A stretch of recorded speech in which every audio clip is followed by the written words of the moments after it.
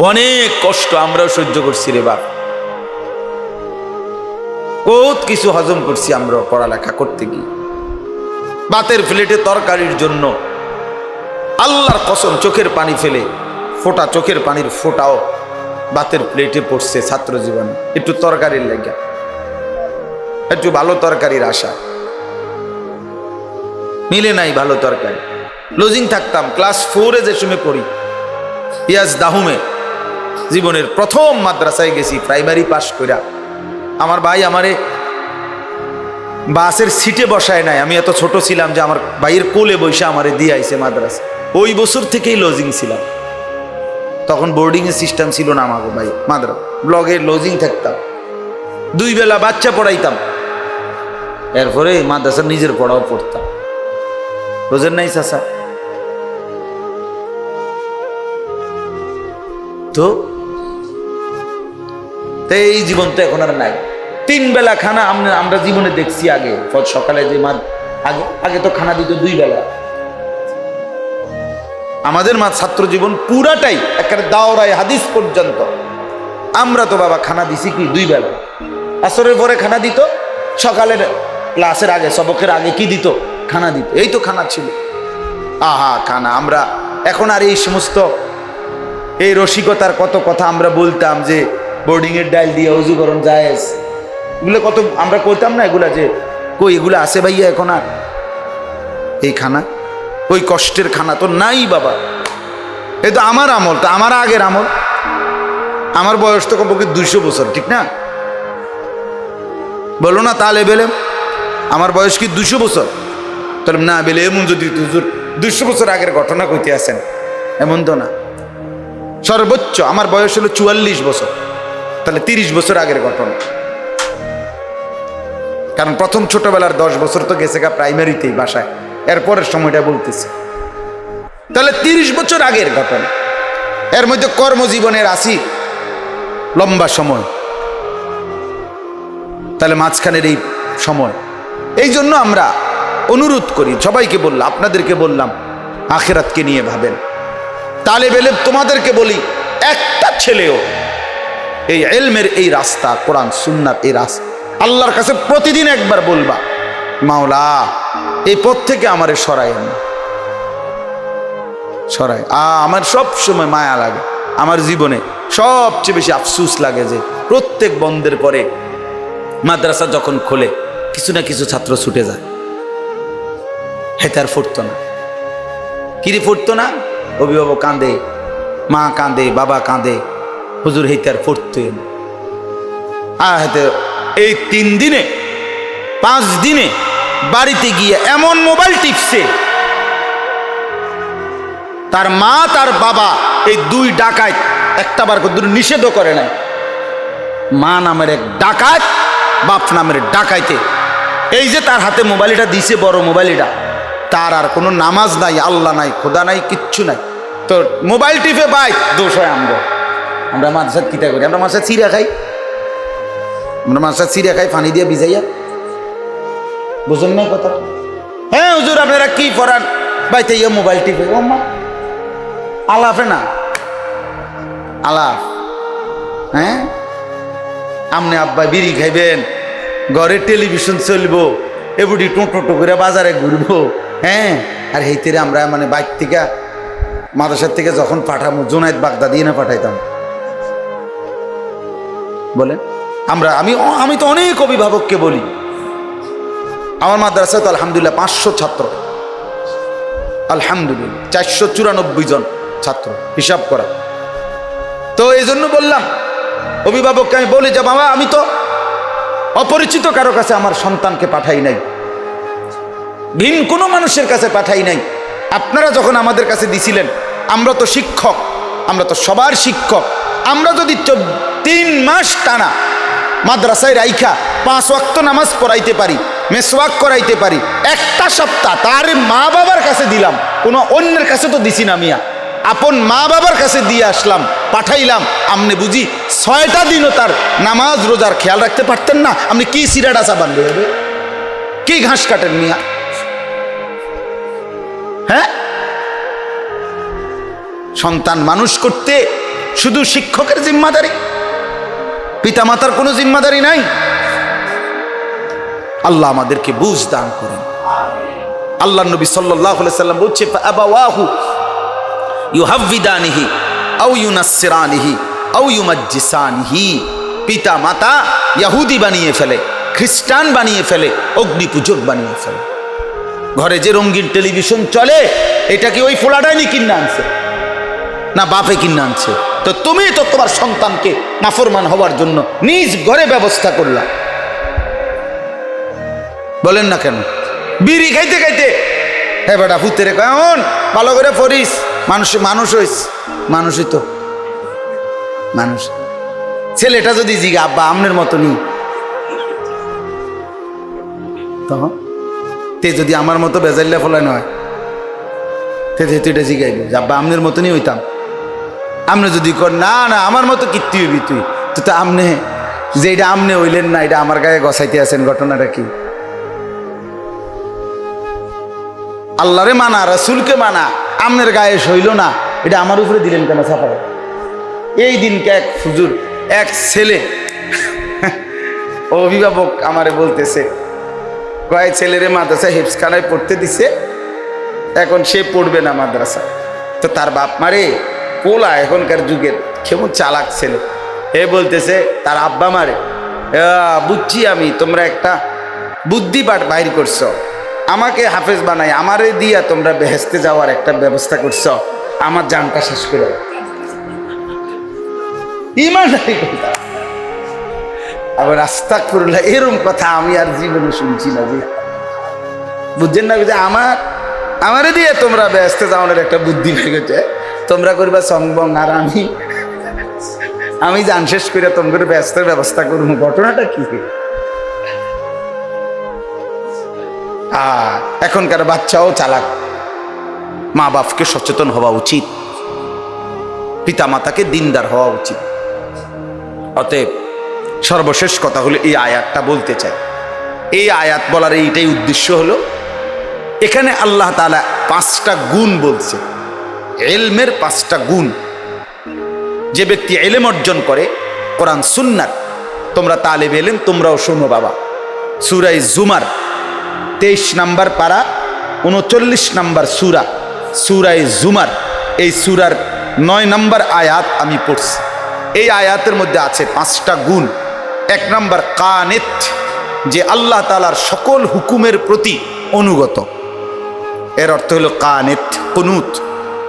2 আনা আল-লাইলি সাজিদান, যে দীর্ঘ রাত পর্যন্ত আল্লাহর জন্য সেজদা দেয়, মানে তাহাজ্জুদে অভ্যস্ত। ওই যে মৌলানা সাহেব বয়ান করতেছিলেন, তাহাজ্জুদের কথা বয়ান করতেছিলেন না, আমি যে সময় আসছি তখন শুনছি। আনা আল-লাইলি সাজিদান, যে গভীর রাতে লম্বা সময় ধরে আল্লাহকে সেজদা দেয়। 3 ওয়া কাইমান, আই আনা আল-লাইলি কাইমান, আল্লাহর দ্বীনের জন্য, ইলমের জন্য যে দীর্ঘ রাত পর্যন্ত দাঁড়িয়ে থাকে, মানে জেগে থাকে, রাত ভোর লম্বা সময় ইলম চর্চার জন্য যে কষ্ট করে, ইবাদতের জন্য যে কষ্ট করে। এই হলো 3। 4 ইয়াহজারুল আখিরাতা, সর্বদাই কলিজার মধ্যে যে আখিরাতের ভয় রাখে। 5 ওয়ারজু রাহমাতা রাব্বিহ, এবং সর্বদা যার অন্তরে আল্লাহর রহমতের আশা থাকে। কয়টা হলো? 1 নম্বর, আমাদের বাচ্চারা খানা খাইতে হইলে দস্তরখান বিছাইয়েই খানা খাইতে হয়, এটা সিস্টেমের। আমাদের বাচ্চারা উজু ইস্তেঞ্জার সময় মিসওয়াক করে, এটা একটা স্বাভাবিক আমল, মানে এটা উস্তাদরাও নজর রাখে।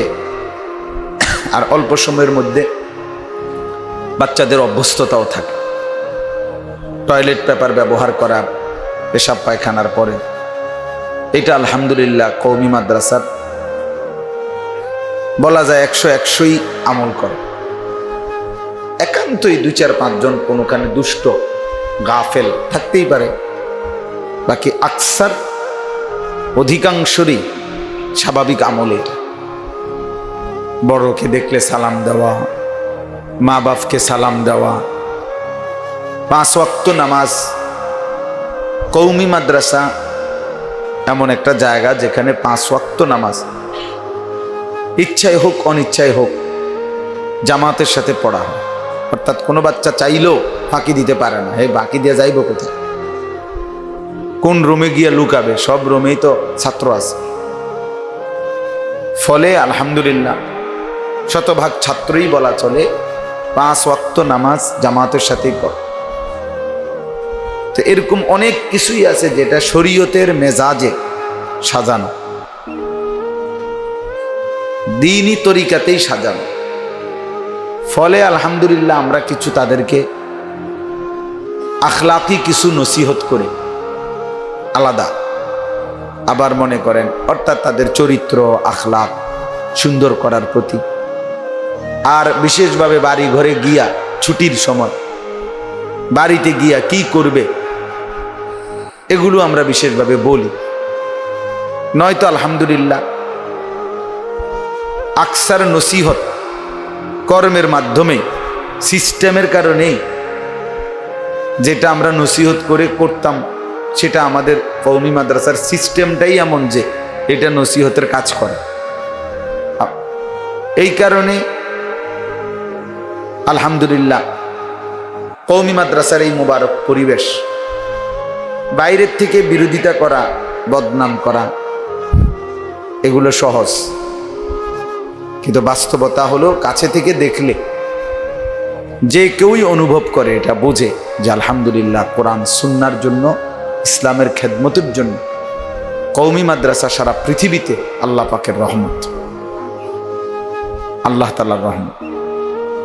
আজকে 160 বছর, এই 2025 সাল শেষ হলে আমাদের কওমি মাদ্রাসার যে প্রথম দারুল উলুম দেওবন্দ, এই দেওবন্দ মাদ্রাসা প্রতিষ্ঠার 160 বছর পূর্ণ হবে আগামী বছর 2026 সাল। 1866 সনে দারুল উলুম দেওবন্দ মে মাসের 30 তারিখ প্রতিষ্ঠিত হয়েছে। তাই 2026 সালে সেটা 160 বছর হবে। এই 160 বছরের ভিতরে আলহামদুলিল্লাহ এখনো পর্যন্ত গোটা পৃথিবীতে সম্মিলিত এমন প্রতিষ্ঠান যে বিকল্প আরেকটা, ইলম, আমল, তাকওয়া, কোরআন সুন্নাহর গভীর বিশ্লেষণ, এর উপরে এর বিকল্প ভিন্ন কোনো ধারা সারা পৃথিবীতে নাই। এটা চ্যালেঞ্জ, প্রমাণিত কথা, মানে এটা গায়ের জোরের কথা না, বাস্তবতাই এটা। একটা আছে না, গাছ জোরে কইলাম যে এটা কইলে হইল না, কইলেই হইল, আপনি এটা প্রমাণিত যে সারা পৃথিবীতে একক ব্যক্তিগত কেউ কোথাও খেদমত করে অনেক, কিন্তু একটি সম্মিলিত গ্রুপ ইসলামের সব শাখায় সমান তালে খেদমত করতেছে, আলহামদুলিল্লাহ এটা কওমি মাদ্রাসার অবদান। গত 160 বছরে তার বিকল্প কিছু নেই। কারো আছে, কেউ রাজনীতির উপরে খুব মেহনত করতেছে, কেউ সেবামূলক কাজের উপরে খুব মনে করেন গরিব দুঃখীর সহযোগিতা করতেছে, কেউ এক আন্দোলন করতেছে, মানে একক কাজ অনেকের আছে, অনেক দলেরও আছে। কিন্তু আমাদের প্রিয় নবী সাল্লাল্লাহু আলাইহি সাল্লাম 23 বছরে ইসলামের যত শাখায় কাজ করছেন, সাহাবায়ে কেরাম নবীজির ইন্তেকালের পরে সব কাজ নিজেদের মধ্যে ভাগাভাগি করে বন্টন করে নিছেন। ফলে সব কাজে সাহাবায়ে কেরাম ওনাদের সর্বোচ্চটুকু করে গেছেন। ফলে দেখা গেছে আবু হুরায়রা রাদিয়াল্লাহু তাআলা আনহু, উনি হাদিসের খেদমতে যেমন প্রসিদ্ধ হয়েছেন, তো খালিদ ইবনুল ওয়ালিদ যুদ্ধের ময়দানে প্রসিদ্ধ হয়েছে। মনে হয় যেন উনি একটা সামলাইছেন, উনি এটা সামলাইছেন, বুঝেন না হিসাব। আবু বকর সিদ্দিক, ওমর, ওসমান, আলী ওনারা রাষ্ট্র সামলাইছেন, পুরা ওই ইসলামী খেলাফতটা ওনারা সামলাইছেন। আবার আব্দুল্লাহ ইবনে ওমর, আব্দুল্লাহ ইবনে মাসউদ ওনারা গুরুত্বপূর্ণ ফতোয়া, মাসাইল, সিদ্ধান্ত, মানুষের দৈনন্দিন প্রয়োজনীয় মাসআলা এগুলোর ক্ষেত্রে নিয়মিত ওনারা বলতে থাকছেন। মানে এক একজন, হযরত আব্দুল্লাহ ইবনে আব্বাস কোরআনের শ্রেষ্ঠতম তাফসীর ব্যাখ্যা বিশ্লেষণের খেদমত উনি আঞ্জাম দিছেন। অন্যরাও করছেন, কিন্তু এক একজন এক এক দিকে খুব মনোযোগ দিছেন। ফলে সবাই মিলাইয়া নবীজির 23 বছরের মিশন মেহনত জিন্দা রাখছে। ঠিক আলহামদুলিল্লাহ, এটা ঐতিহাসিকভাবে প্রমাণিত কথা যে আজকে এই 160 বছর ধরে ওলামায়ে দেওবন্দ, দারুল উলুম দেওবন্দ, কওমি মাদ্রাসার ওলামায়ে কেরাম সম্মিলিতভাবে ইসলামের সব শাখায় সব কাজ ভাগাভাগি করে নিজেদের মধ্যে আঞ্জাম দিচ্ছে। আলহামদুলিল্লাহ, যেন সকল বিভাগে সকল সেক্টরে যে কোনো বিষয়ে কওমি মাদ্রাসার ওলামায়ে কেরামের খেদমত আছে। আপনি জিজ্ঞাসা করে দেখেন আমগো কাছে, বলে হুজুর এই লাইনে আসেনি, আমি বলে দেব আসেনি।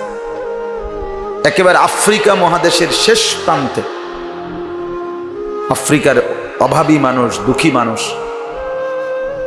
ওইখানেও কওমি মাদ্রাসার সন্তান খেদমত করে। অস্ট্রেলিয়ার দ্বীপ অঞ্চলে কওমি মাদ্রাসার সন্তান খেদমত করে। পৃথিবীতে যেখানে সূর্য ডুবে 4 ঘন্টা পরে সূর্য উঠে যায়, রাত থাকে সব মিলাইয়া 4 ঘন্টা, সেখানেও কওমি মাদ্রাসার সন্তান দ্বীনি খেদমত।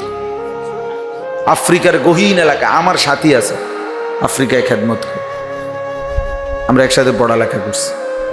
তাহলে এমন অনেক আলহামদুলিল্লাহ সারা পৃথিবীতে ছড়িয়ে ছিটিয়ে আছে। একদিকে দাওয়াত ও তাবলীগের সাথে, এ তো কওমি মাদ্রাসারই ফসল, তো ওনারাও সারা পৃথিবীতে খেদমত করে, এটা একটা মহান ধারা। আবার আপনার এই ইলমি খেদমত, পড়ানো শেখানো, কোরআন সুন্নাহ তিলাওয়াত কিরাত, এই সব কিছুতে আলহামদুলিল্লাহ, তাফসীর হাদিস ব্যাখ্যা বিশ্লেষণ, কিতাবাদি রচনা, এই ক্ষেত্রে আলহামদুলিল্লাহ কওমি মাদ্রাসার ওলামাদের সম্মিলিত মেহনতের সমকক্ষ কারো কাছে না এখনকার পৃথিবী। জিহাদ ফি সাবিলিল্লাহ, আল্লাহর জন্য জিহাদ, যেটা প্রকৃত জিহাদ, দুশমনের মোকাবেলায় সরাসরি যুদ্ধ যেটাকে বলে। রূপক অর্থে অনেক কিছুই জিহাদ হইতে পারে, কিন্তু প্রকৃত জিহাদ এক্ষেত্রে পৃথিবীতে যেখানে হচ্ছে, যা হচ্ছে, তার সিংহভাগ কওমি মাদ্রাসার সঙ্গে। এই জন্য দেখেন না, গত 16 বৎসরে যত রকমের ট্যাগ লাগানো দরকার সব কওমি মাদ্রাসার হলো।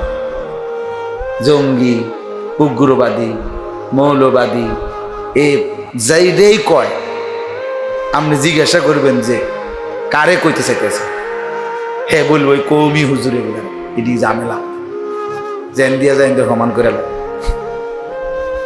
এগুলা ঝামেলা, বুঝেন না?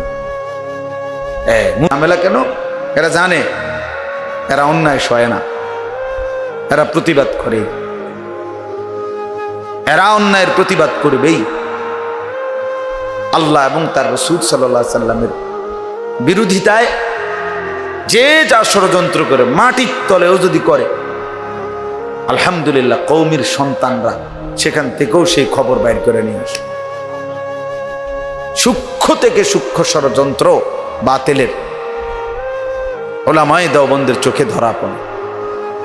কাছের কিংবা দূরের ঘনিষ্ঠ লোকেরও কোনো গুমরাহি আপনার কওমি মাদ্রাসার ওলামায়ে কেরাম ধরায় ছাড় দেয় না কারেও।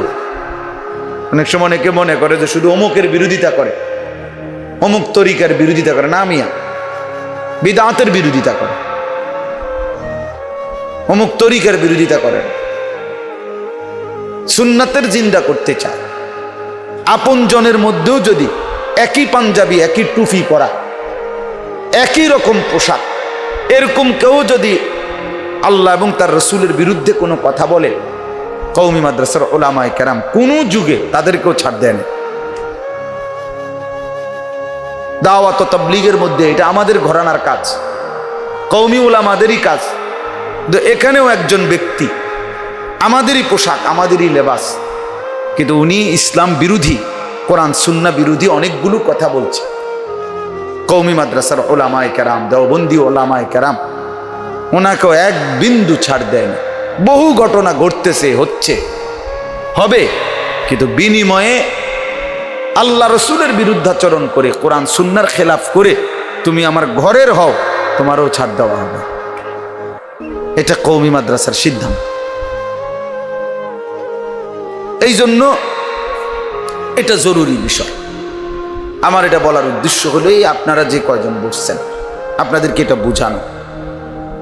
আমরা ছেলেদেরকে যে আমি পিছাই নিলাম, এর অর্থ হলো এই, আমাদের এই ছেলেরা আলহামদুলিল্লাহ সারা বছর উস্তাদদের নসিহত শোনে। আপনি বলবেন কেউ হয়তো যে কওমি মাদ্রাসা হুজুর অনেক দুষ্ট আছে, অনেক লোক আছে। হ্যাঁ, 1000, 10,000, 1 লাখ মানুষের মধ্যে 2 জন, 10 জন, 50 জন মন্দ ব্যক্তি থাকতেই পারে। এজন্যই তো এটা দুনিয়া। এটা তো বেহেশত ঘোষণা দিছে না। কওমি মাদ্রাসারই কি জান্নাত ঘোষণা দিছে? কথা বলেন না আপনারা? না না, এটা বুঝতে হবে আগে কথা। এটা কওমি মাদ্রাসা জান্নাত, এটা বেহেশত। তো এটা বেহেশত যদি ঘোষণা হইতো, তাই না এক বিন্দু কোনো মন্দ লোক থাকতো না। এটা কি জান্নাত ঘোষণা হয়েছিল? না, জান্নাত তো আখেরাত, হিসাব কিতাব হইয়া না এটা পরে। তো অতএব এটা যেহেতু দুনিয়া, এটা যেহেতু কি দুনিয়া, এবারে এটা সৌদি আরব হোক আর বাংলাদেশ হোক, মক্কা শরীফ হোক আর মদিনা শরীফ হোক, বুঝছেন না কথা? এটা কওমি মাদ্রাসা হোক আর যেখানেই হোক, মন্দ লোকের সংস্রব, মন্দ লোকের বসবাস, প্রত্যেক ভালো লোকের মাঝে 2 জন, 10 জন, 5 জন থাকবেই, এটা স্বাভাবিক। এজন্যই তো এটা দুনিয়া। রাসূলুল্লাহ সাল্লাল্লাহু আলাইহি সাল্লামের পিছনে মুনাফিক ছিল কিনা? তো কেমনে ছিল তারা? ওরা টিকলো কেমনে? ওরা মদিনায় থাকলো কেমনে? কারণ এটা দুনিয়া। যে এটা যদি জান্নাত হইতো তাইলে তো এগুলোর গাড় ধরে বের করে দিত, যে ফালতু কোথাকার, বেহেশত সীমানার ভিতরে সিটার বাটফার কিরে, এটা তো জায়গা নাই। হ্যাঁ, এটা বুঝছেন? এটা সহজ একটা, মানে বুঝার জন্য সহজ। আরে আপনার কত হুজুর দেখছি এই উল্টা পাল্টা। হ্যাঁ, তো উল্টা পাল্টা অসুবিধা কি? সব বাও, আমরা কি কইছি? আপনার অসুবিধা কি? এটা দুনিয়া না, আপনাকে এটা মানতে হবে না, এটা দুনিয়া। এখানে ত্রুটি বিচ্যুতি থাকবে, কিন্তু আপনি সামগ্রিকভাবে মেহনত দেখেন, সামগ্রিক খেদমত, বৃহৎ অংশের খেদমত দেখেন, ইনসাফের সাথে